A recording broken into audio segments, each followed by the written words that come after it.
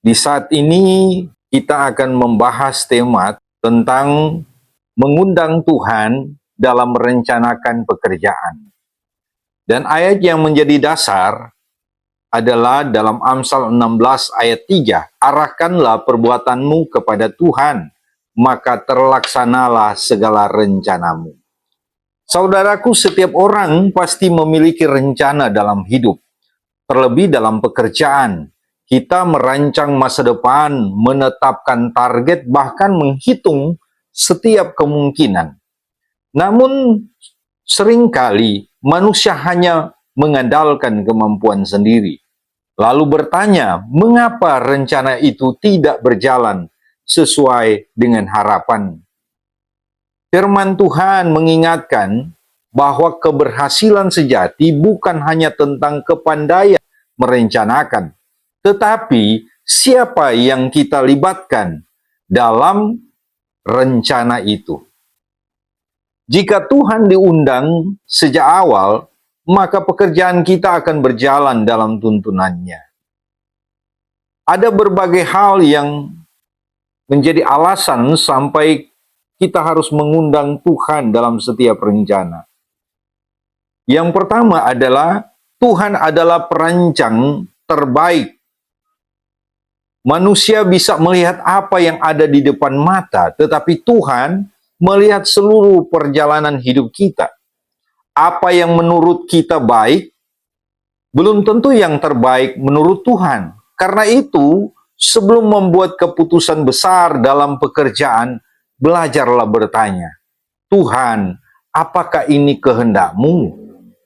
Ketika Tuhan menjadi arsitek hidup kita, Ia tidak hanya memberi arah, tetapi juga membuka jalan yang tidak pernah kita bayangkan. Yang kedua, mengundang Tuhan berarti mengandalkannya, bukan diri sendiri. Mengundang Tuhan bukan sekedar berdoa di awal, lalu berjalan sendiri. Itu berarti menyerahkan kekhawatiran, ego, dan ambisi kita kepadanya. Orang yang melibatkan Tuhan akan memiliki hati yang tenang, sebab ia tahu bahwa hasil akhirnya berada di tangan Tuhan.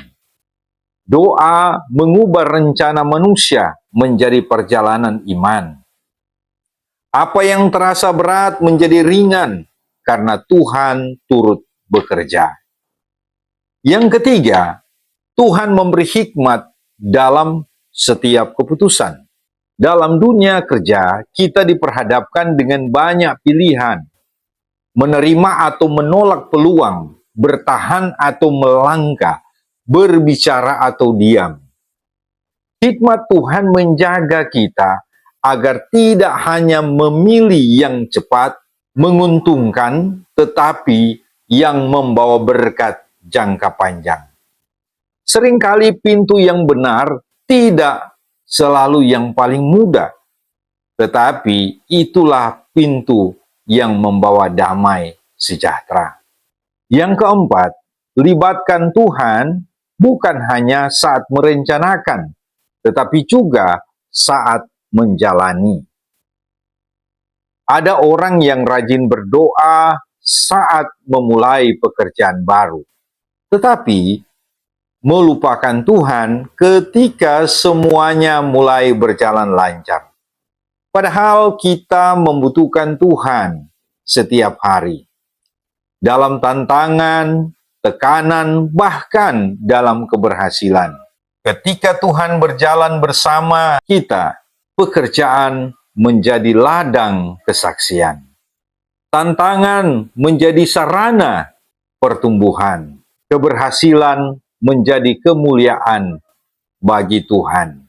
Karena itu, hari ini Tuhan mengundang kita untuk tidak berjalan sendiri.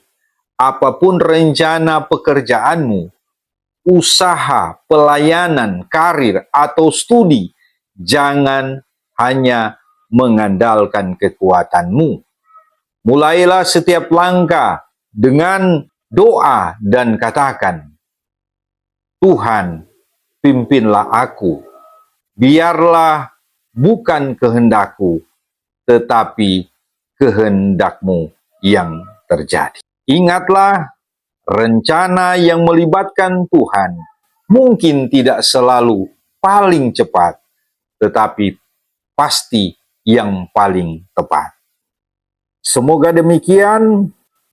Tuhan Yesus memberkati. Amin.